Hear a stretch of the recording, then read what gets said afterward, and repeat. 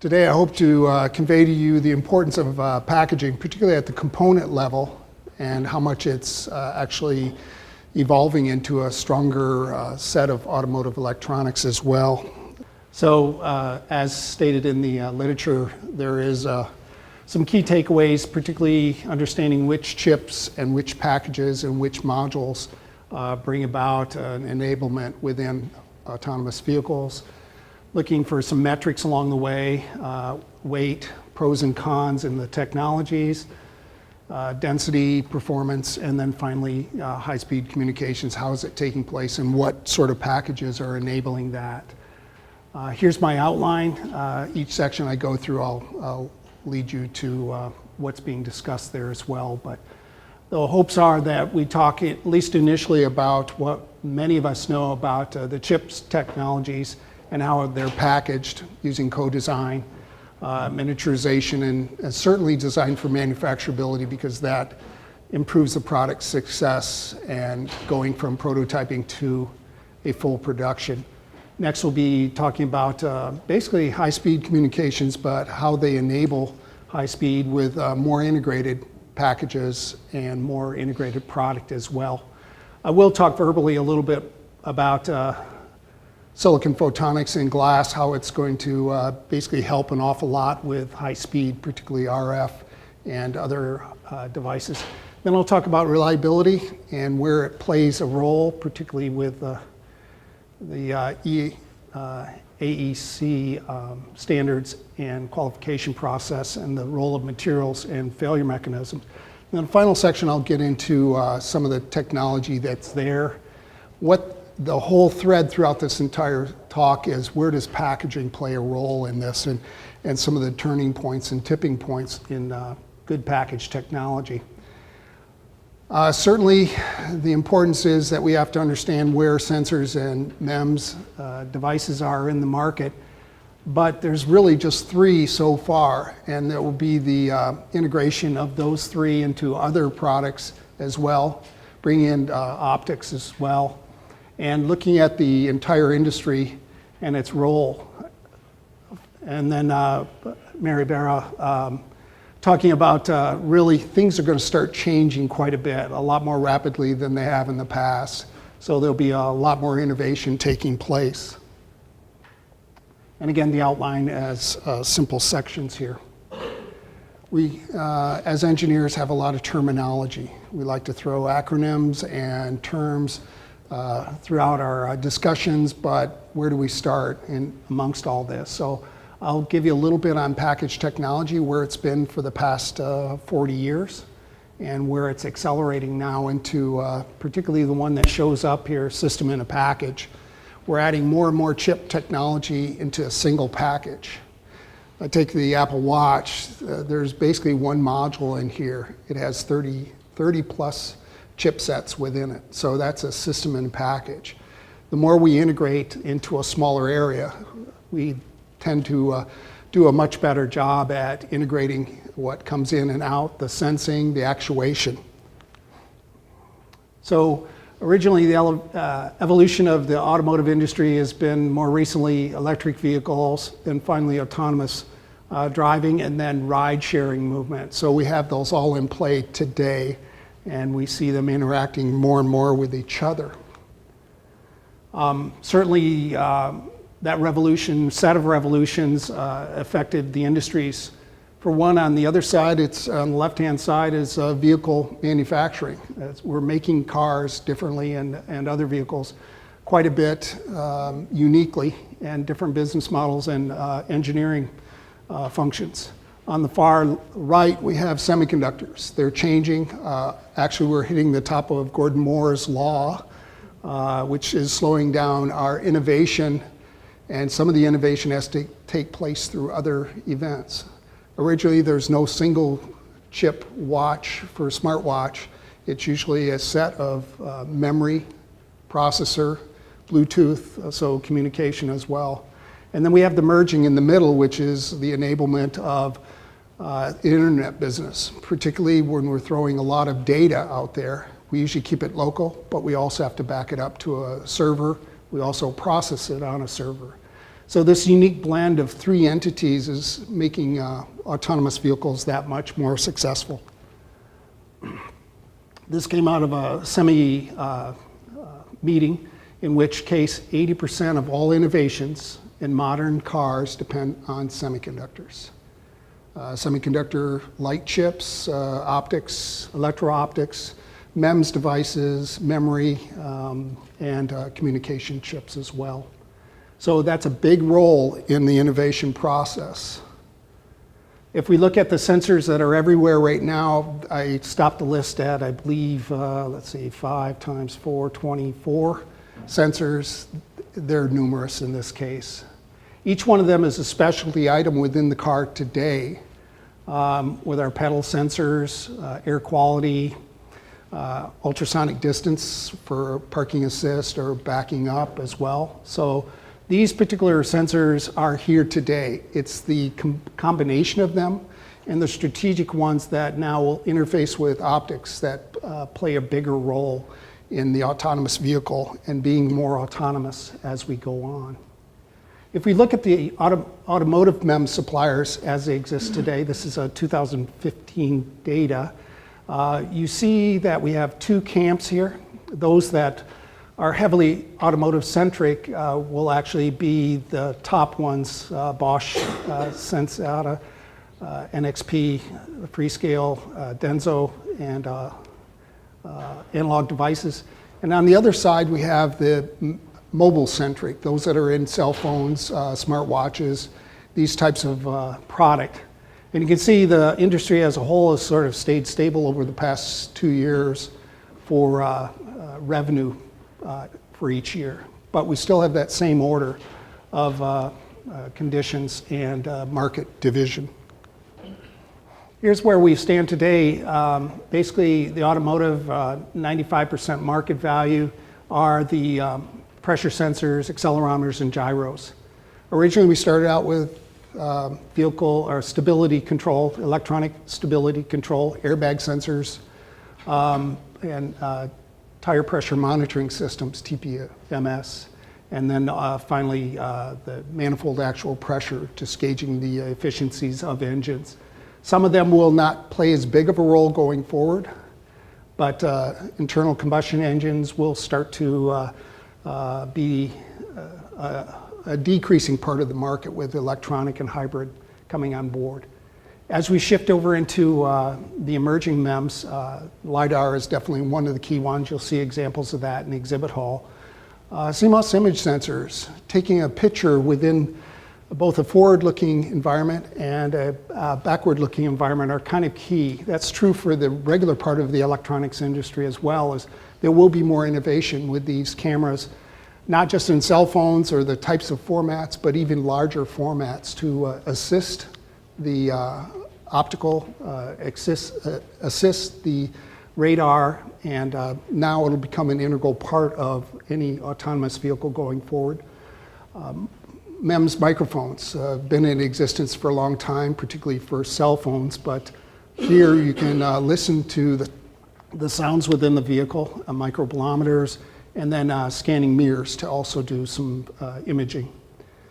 They are pretty important for detecting pedestrians, looking at the air intake efficiencies with humidity, hands-free calling, and now there's some new things to listen to the vehicle as well, like a stethoscope within the engine.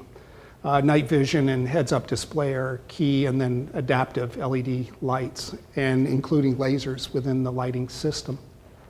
Future of these automotive electronics, we're really stressing here further miniaturization through packaging. Making packaging not take up so much within the vehicle itself. I'll talk about some of the miniaturization that's taken place uniquely for automotives.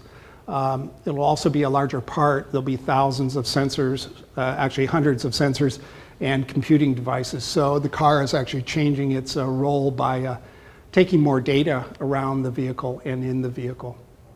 And then ultra-high powered battery. This is the gating item, as it is with mobile products and battery life. It'll also be very important for cars as well. And then, as I heard in the last part of the session before this, data security and privacy, bringing in cryptography, not allowing anybody to hack the car and its purpose. So everything has roadmaps, particularly for autonomous vehicles. By 2020, there's this evolution. Again, this is from IHS, starting with a reactive safety system back in the, ever since the 70s and marching up progressively into vehicle dynamics, making sure the vehicle was stable, being able to predict when the car is actually rolling, and deploying airbags in order to keep the passengers from being attacked from a collision standpoint. Then going up to a passive assist where more of it is sensor-based, and ride handling too, for making sure that this is a smooth ride and not something similar to the covered wagons of the 1870s. Active driver assist, being able to really predict collisions, actually mitigate the situation, and actually providing a proactive type control system. Then we step into basically the next few years, advanced driver assist, parking assist, collision avoidance, and going over your lane so it protects. And then finally we get into the phase where now most of the sensors here have been perfected and additional ones have been added. Now you can do the advanced driver assist systems and the vehicle to X, vehicle to vehicle, vehicle to the environment around it as well. And then finally, full autonomy or even self-autonomy. We'll talk about the autonomy and levels of that. Typically what we're after is understanding which suppliers are and which technologies are partial assist and which are full assist. And that'll be explained in a few slides going forward. So again, another roadmap, but in this case, the issue here is getting to a point where we've done all the integration we can think of. We've centralized as much of the processing, so we're going from a CU to a ECU, which all cars have nowadays. Then in merging, this is from Bosch, again, merging into something that's a little bit more grand, unified, and that's of a standard controller set. It's reading the sensors that are in the vehicle and outside the vehicle. So we're centralizing, and then we move into a point of fusion. Originally, cell phones did just basic things, same thing with cars. But ultimately, you want to be able to take all of these sensors and convert what's being read into something a little bit more sophisticated in order to get the environment well understood. So it can be an optical source, such as a LiDAR. It could be an ultrasonic sensor. All of these things being integrated more and more, and that's where the fusion lies. I'll talk about that in the second half of this particular talk, but there is a disruption at this point from manual driving into an assisted driving. And then finally going beyond that, now we start to act more like a computer or a vehicle that has a lot of compute power locally. And we, again, use that centralized computer. Particularly when we go into cloud computing where the vehicle will actually start to communicate with the cloud, looking at real-time data outside of the vehicle to make some predictions as well. So this progression from modular, integrated, centralized, fusion of the sensors, vehicle computer, and cloud computing now make up the evolution that we're going to be seeing in the near future. Okay, so automotive chips in general, let's put that in perspective.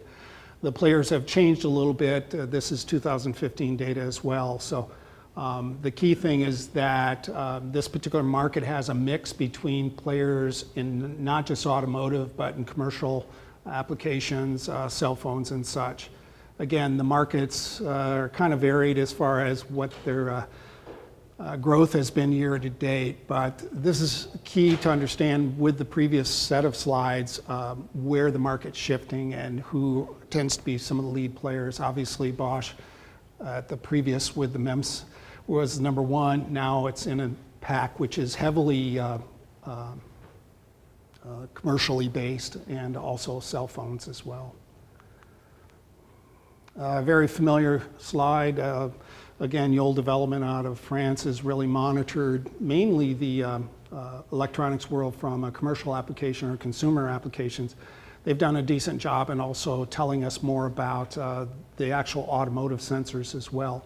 Starting from 2014 as a $3 billion business and then going out to 2030 as a $35 billion business.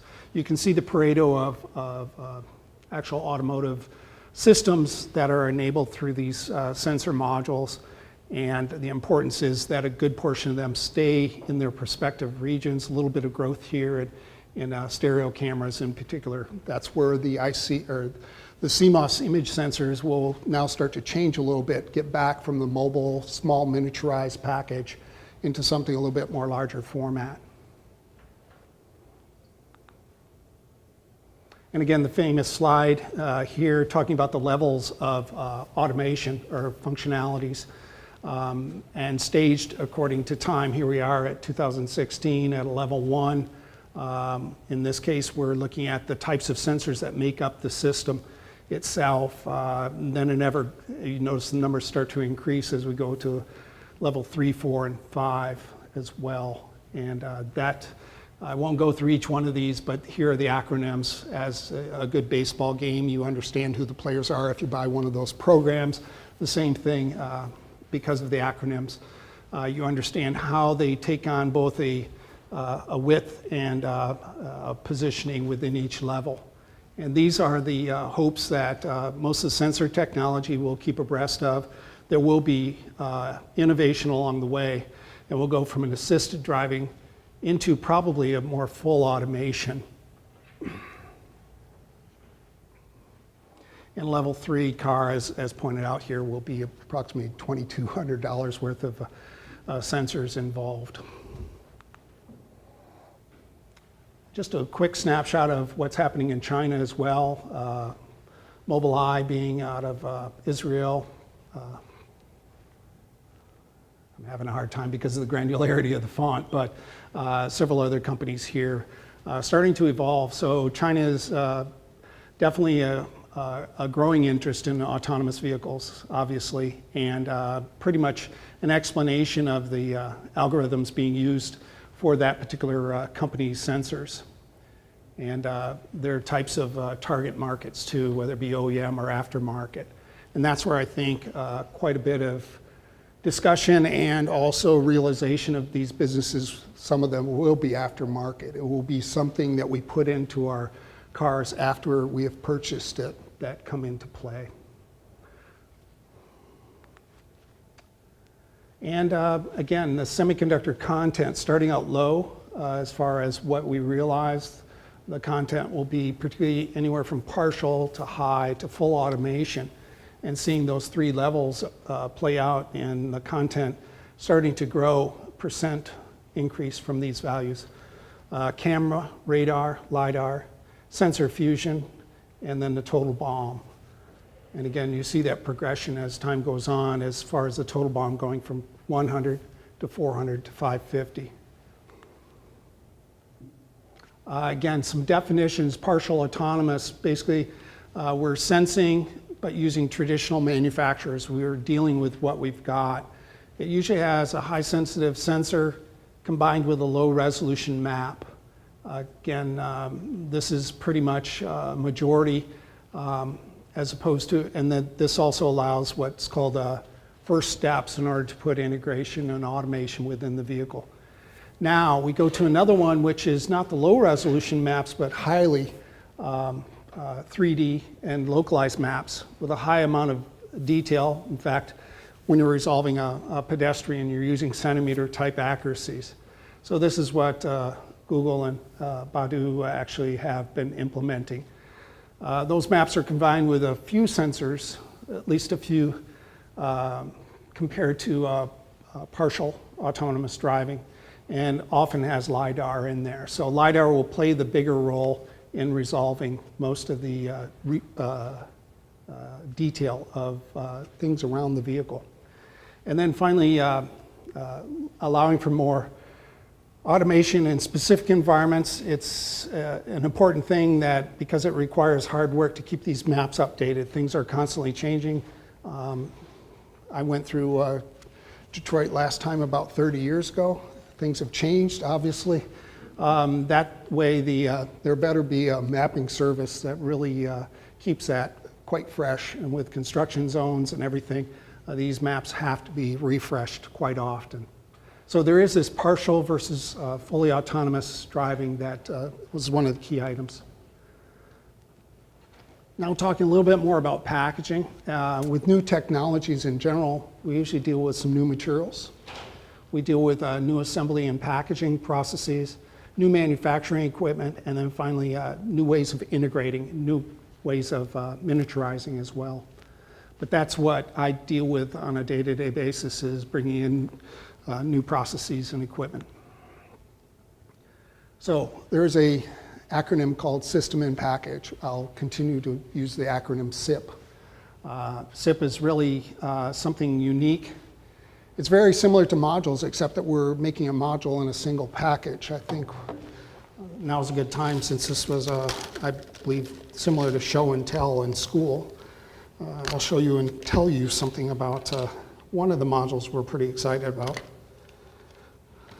So a company like Corning Glass would love this. This is a glass interposer with 3 chips on it.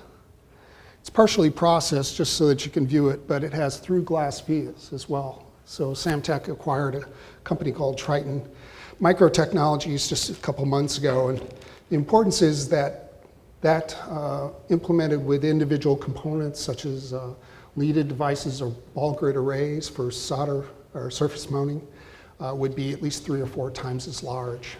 It's high speed because glass is low loss, and it can be metallized and allow you to build up circuitry on it as well. But the uniqueness is it's light. It can be miniaturized to basically wafer level type of systems too. So that's the beauty of that. I also have a single chip, maybe just for completeness sake.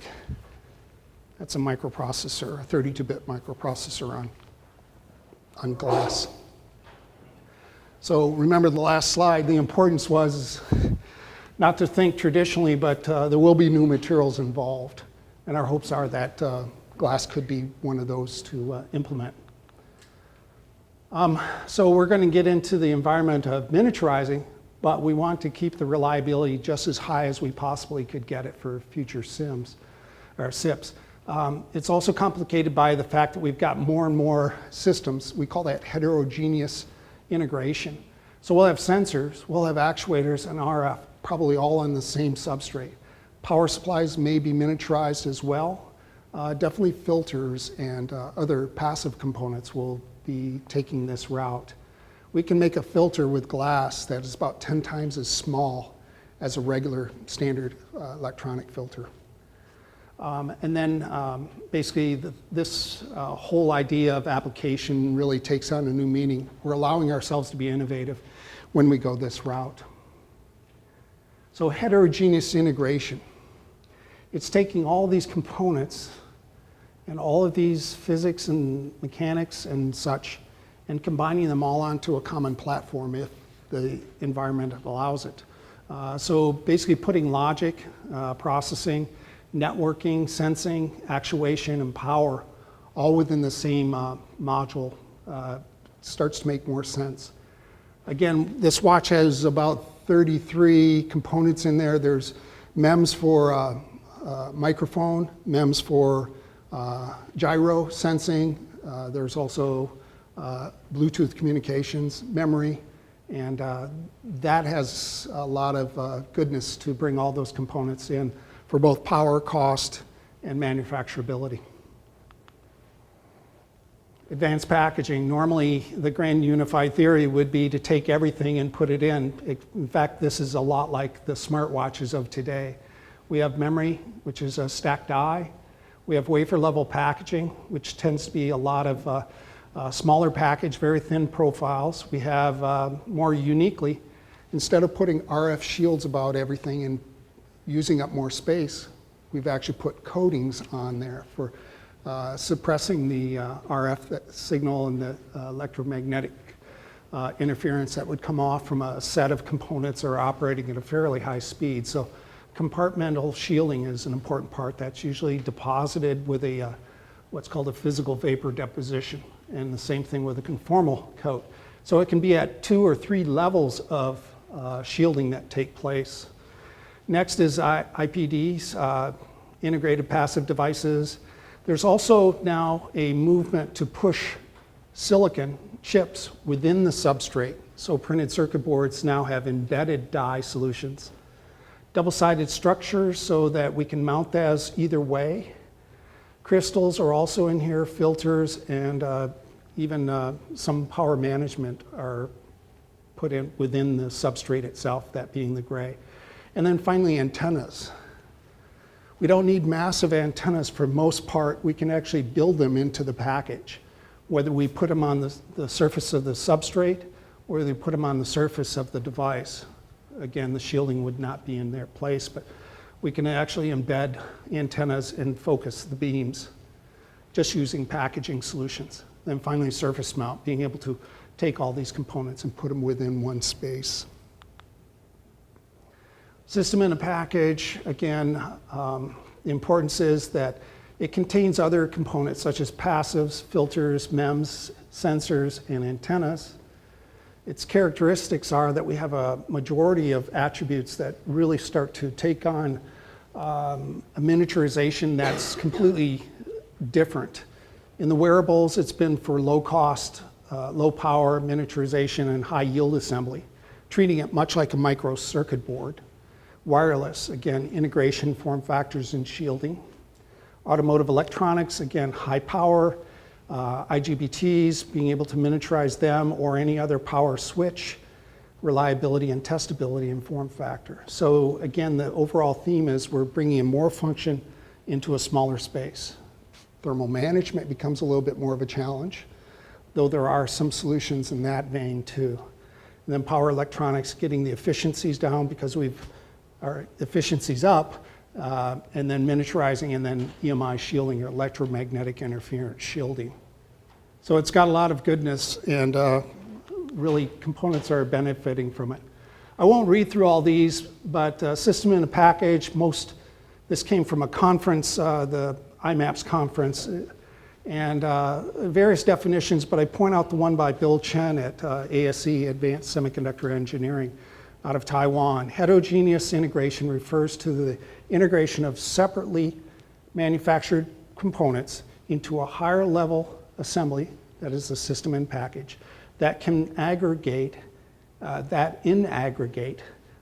provides enhanced functionality and improved operating characteristics. So the beauty is that we're putting everything together, but we're still making it highly functional. Here's an example again of a system in a package. Most MEMS devices have an ASIC to control the signals that are coming off from accelerometers, gyros, and this happens to be a Bosch yaw sensor used quite often in automotive conditions. Now, packaging. When we're talking about MEMS and sensors, some of the things that come into play are very important, such as the integrated circuit. Can we get the cost out if we start to assemble this package in a wafer and then cut it out at the very end? We have to combine electrical and optical conditions in some of these sensors, such as the image sensors. We can do die or wafer level bonding. So we can actually do stacking die on top of each other or stacking wafers on top of each other. We start to thin the wafers. We can compression mold a 300 millimeter wafer that's plastically encapsulated with the equipment that exists today. As I pointed out, glass and glass carriers, interposers, and then lasers. We'll see more and more lasers. Technically, you can put a glass lid on that and hermetically seal it, that 3-chip module. That's been a big advantage. Now let's think of cameras. If we have a large area camera for a vehicle, we can actually laser weld it at room temperature in an inert gas. So we've actually protected the whole system from particles, moisture, and we can advance it with this process. It's usually done in wafer level processing. so that we can now dice it out and actually use lasers as well to dice it out.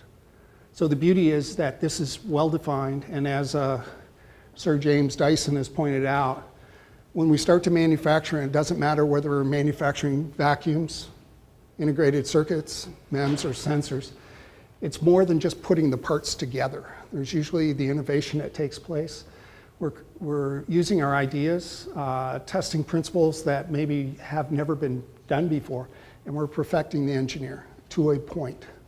So the engineering plays a key role, and then we end up with a good final assembly that is robust, reliable, well thought out, and can integrate quite well. All right, we have two camps here, and one of those is the reliability requirements that high rel, zero defects, and a supply guarantee, and so on. We have the standards at the other end that are really driving safety, qualification processes, and reliability. The standard flow would be the tech development, where we're looking at both the chip and the package. We're using design for test, design for manufacturability, and design for reliability throughout the process. Next, we go into qualification, characterization, making sure that's tight, and that we have the best types of characterization techniques to look for early wear out and defectivity. Then we go into a manufacturing safe launch plan, followed by product testing, and then in basically an application, running through application, and then finally looking at the failure analysis, anything that's evolving to look at the life of the part as well. So we have to satisfy both conditions from the technology all the way to the end application. Here's some examples of typical IC and package devices and package types. Standard ball grid array, or commonly known as BGA. We have a substrate. We take the silicon itself. We use an adhesive. Once we have that done, we do a wire bond, gold wire, aluminum wire, wedge, ball bond. That's really the mainstream for most semiconductor chips and MEMS chips as well. We can do stacked die, and this is the early advent of system in a package. System in a package would have more devices, much as in the upper right. In that case, we involve passives, MEMS devices, and silicon processors, such as application-specific processors. We can actually do same-size dies so that it actually can take 2 memory chips, or we can go to 2 memory chips in a processor, such as an application processor. That's called package on package. In this case, it's used quite a bit in cell phone technology for a low Z height.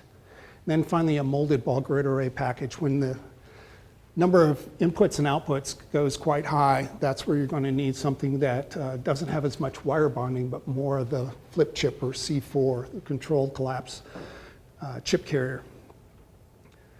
Again, most of the packaging industry loves acronyms. We've kept them all kind of short, except for one that Motorola used a way back. It was called JAC CSP. So it's just about chip scale package. We tend to go quite large in our acronyms. I usually like to stick with 2 or 3 acronyms or letters. And again, looking at it from another perspective, we can actually do then chip scale or wafer scale packaging.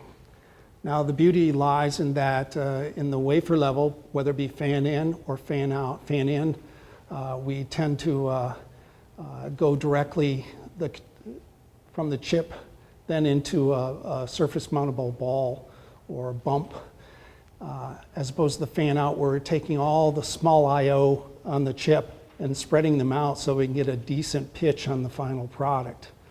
So there are 2 levels of that. And fan out wafer level packaging, again, the smartwatch, we pretty much have at least 2 or 3 within this system because of the low Z height. There's not a lot of height. It's on the order of 200 microns thin. So that's a beautiful thing. And then more recently, the advent, instead of having this really thin made in a 300 millimeter wafer, there is a movement to embed die, particularly in the analog world and power ICs. There's a chip here, and then there's passives and chips on the surface as well. So something that's embedded during the lamination process of a circuit board. Then finally, chip scale packaging. In fact, this also has additional chip scale packages. They're flip chip, and in that instance, we're not dealing with direct mount, but we're dealing with a little bit of standoff there. But we can get basically thousands of interconnects within a small area. And Samtec's an interconnect company. Obviously, with cables and connectors, we interconnect things. The same thing is true with packaging. We can start out with a chip. In this case, it's an FPGA. It has micro bumps on it. Then we have a layer here, which is silicon. It's very thin silicon. It could be glass as well. And it has through silicon vias, TSVs, which then connect down to copper, or in this case, flip chip joints. They're called C4 bumps. C4 is a term used by IBM back in the 60s. But you see the scale starting to increase. The pitch between them is increasing to the final ball grid array system. So again, we're taking something small here and being able to fan it out using this type of technology. And this is a standard printed wiring board assembly. Well, why is packaging important now? There's what we know as Moore's Law for chip technology, saying that we basically double our technology trend. We could double, or we half our pitch between connections on a chip, but that is sort of tapered off. Now we need something that will actually bring that functionality of very fine pitch chips to something of a new functionality. We usually term that more than more, or usually, again, an acronym MTH or MTM. You notice that in the past, with Moore's Law, we were doing transistor scaling on a regular pace, trying to drop it lower and lower, and we resulted in higher performance. Now we go to more than more, where we aren't scaling the chips as much. So technology innovation usually comes about now and in the future, and we get an increased functionality. Everything else is pretty much the same within the ecosystem: better cost, investment, and market growth. That's the same thing through. But what has really enabled this change from transistor scaling, which we've run out of quite a bit of gas, we're slowing down at the 10 nanometer and smaller features on the chips, and then going back into innovation. So certain things that have taken place are road mapping, design for manufacturability, disruptions in technology, and then finally co-design, actually orchestrating the design of the chip at the same time we're designing the package, or designing the package at the same time we're designing the system. Those things have made a world of difference in making this transition from Moore's Law to more than more. And obviously, as pointed out below, these packaging technology innovations and 2.5 and 3D packaging, of which I'll talk a little bit later about, have really made a difference, both in the consumer world and also in automotive. So here's a natural progression. This is from Yole and McKinsey studies, but in the early 70s, we were doing everything with through-hole technology in every aspect of electronics. As time went on, we did some surface mount, so we've been able to shift over to a ball grid array, which helped a lot with the surface mount technology. QFNs developed out of Malaysia, where we had no leads sticking out. They were underneath the package. And then as we progressed, we could do more at chip scale and package on package and system in a package. Now we're entering the advanced packaging node, where I'll bring up terms such as wafer level, more, 2.5D, and 3D. So again, we look across platforms and we're thinking, what do we need to do for automotive? And we look through these verticals such as mobility, Internet of Things, automotive, memory, and high performance computing. You start to see which sort of packages trend out as being the most important.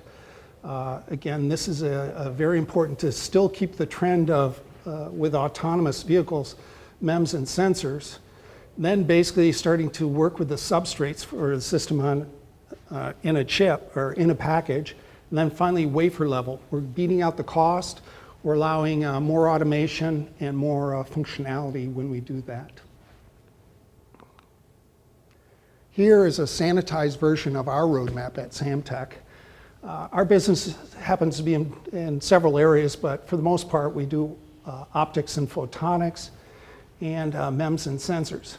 Traditionally, when our company started out, it was Aspen Technology. They were doing a lot of airbag sensors, a lot of sensors for camera as well, and then progressing in to other types of package technologies.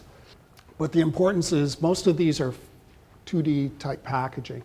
As we go into 2.5D, that's maybe taking a stack of chips, putting it on a substrate, and other chips as well. Or 3D, where we're actually building all of it on one single substrate in a vertical direction. It's a little bit more difficult to achieve. My former employer was Micron Technology, where we were able to stack up to 9 chips vertically on top of each other. But the regular part of the industry is not quite as demanding of that yet. So we are going to take all of our knowledge in optics and sensors and continue on paths of higher level of integration. So we will stack things. We will actually embed microfluidics. I've got some examples of our chips that are used in biosensors as well.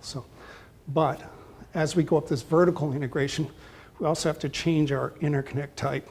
Traditionally, they're all wire bonded or flip chip. But now with so many interconnects, we're either micro bumping, wafer to wafer, or die to wafer bumping, or wafer to wafer bumping.